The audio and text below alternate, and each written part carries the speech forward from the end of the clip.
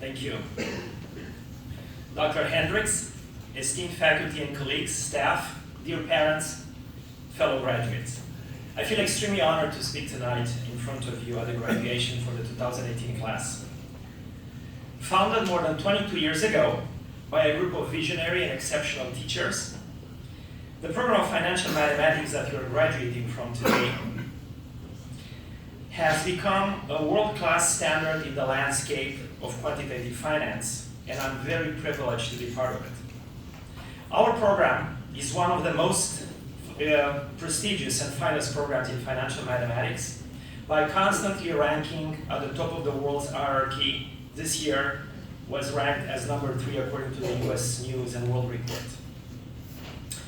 You should feel extremely proud about the hard work that brought you here today, but also about this magnificent place. Our university is one of the world's premier academic institutions. This year, we have ranked number 10 in the world according to the Shanghai Academic Ranking of World Universities. 91 Nobel Prizes, 9 field medalists have been proud to call the University of Chicago their home. Today, I would like to share with you a simple story, my story, and the story of my generation as it relates to quantitative and computational finance, but also to bring to your attention a great development that will most likely change the field of quantitative research and development for the years to come. By way of education, I'm a computational physicist who was trained to decipher nature's enigmas by experimentation and hypothesis-based modeling. The chance of a lifetime arose for me more than 20 years ago when, given some special circumstances, I could not continue my academic research project that I have started during my PhD years. In the spring of 1995, the grants that were fueling the research in my field at that time, thermonuclear fusion, were abruptly cut off by a new Congress, and I was practically forced to look for a regular job. I was not the only one, but we have been all very fortunate, me and my whole generation. We are lucky enough to be contemporaries of historical development, the onset of the digital revolution in the financial industry. The financial industry was reaching at that point a degree of maturity that required an influx of fresh blood, bringing on board a new breed of experts, the quants, although this profession at that time was not very well defined. That first generation of quants was called the El Dorado generation, because we brought into the realm of finance new technologies and new methods that were previously mostly utilized in research. Two words, quantitative and computational, were forever grafted onto the soul of modern finance. The world of finance was always very good at taking calculated risks. They knew they had to do something, and they had to do it fast. The first step was to really go hard after the so-called rocket scientists. And as a result, an army of PhDs in quantitative and computational disciplines were flooding the shores of Wall Street. We are recruited literally from the streets, from university lounges, from conferences, and from our labs.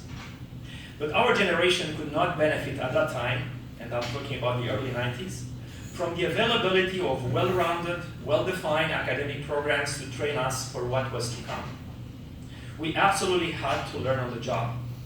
It was a wild ride, it was tough, sometimes unbearably tough, but it was fun and it was worth it, every minute of it. Nevertheless, we always had this sense of missing something, the kind of premier education that you had the chance to get here in the last 15 months.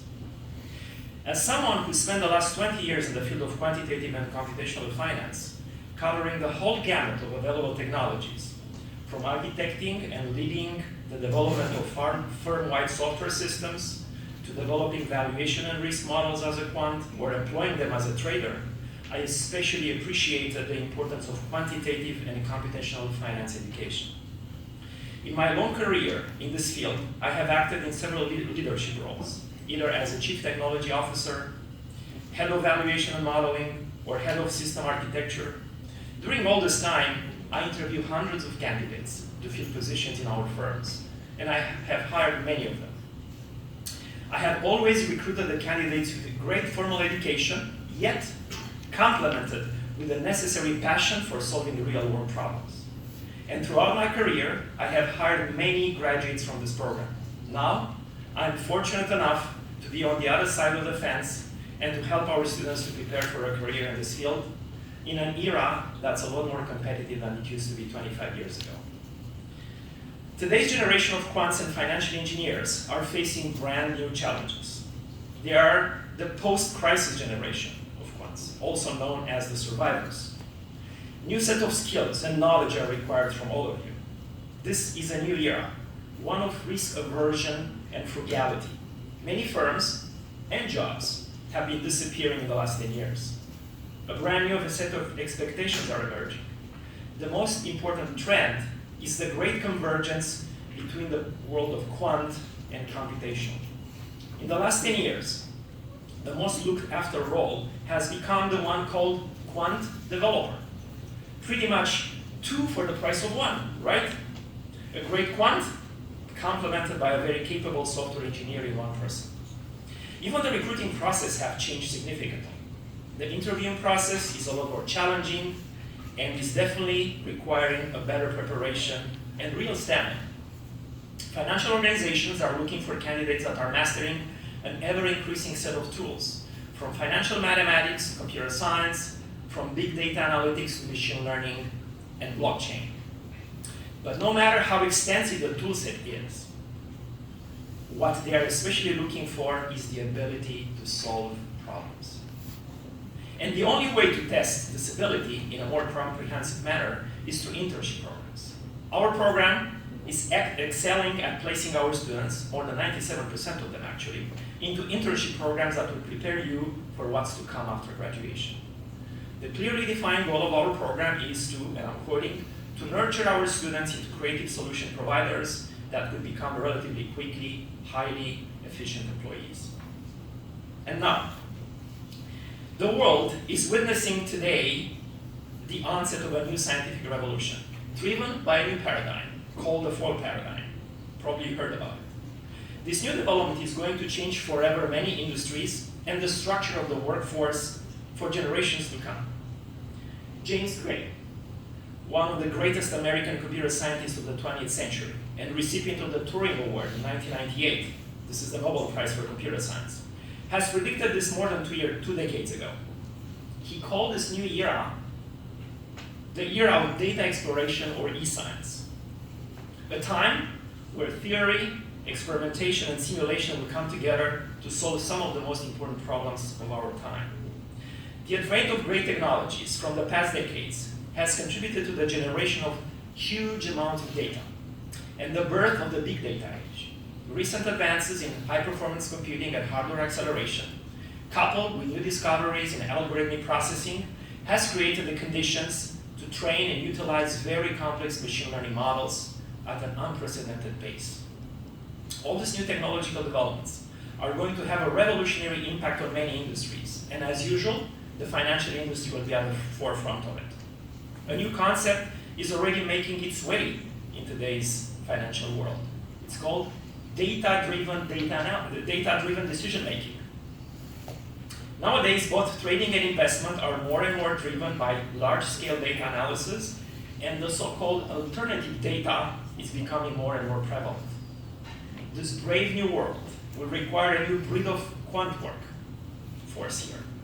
One that's combining classical quant skills with deep knowledge of computer science and hands-on knowledge of high-performance computing technologies. Not so long ago, when our world stepped into the fourth industrial revolution era, and now the name of the game is innovation. And innovation is currently driven by technology. And more so, technology is currently driven, it's becoming a prerequisite that requires a lifelong education. Your learning is not going to stop today. It's just the beginning. The life cycle of modern technology is averaging about 2.5 years today, and next year it may become even shorter. You should be ready to embrace and thrive on a lifelong cycle of learning. You should be prepared to nurture an innovative engineering mind that is driven by a powerful mathematical engine, supported by a vigorous research impetus, and guided by a strong technology background. All those components have to be present, have to be nourished, and have to grow into developing you into the quant of the 21st century. And one more thing. This new breed of quants is going to be present in a variety of industries, way beyond the realm of finance.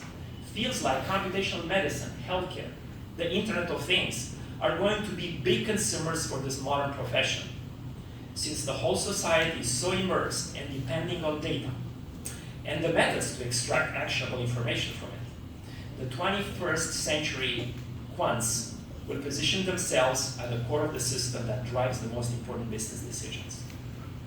And I will conclude my remarks with this quote from Buckminster Fuller, an American architect, system theorist, author, designer, and the creator of the expression synergy, who said, "You never change things by fighting an existing reality, never. To change something, build a new model that makes the existing one obsolete." Think of it, how true is that?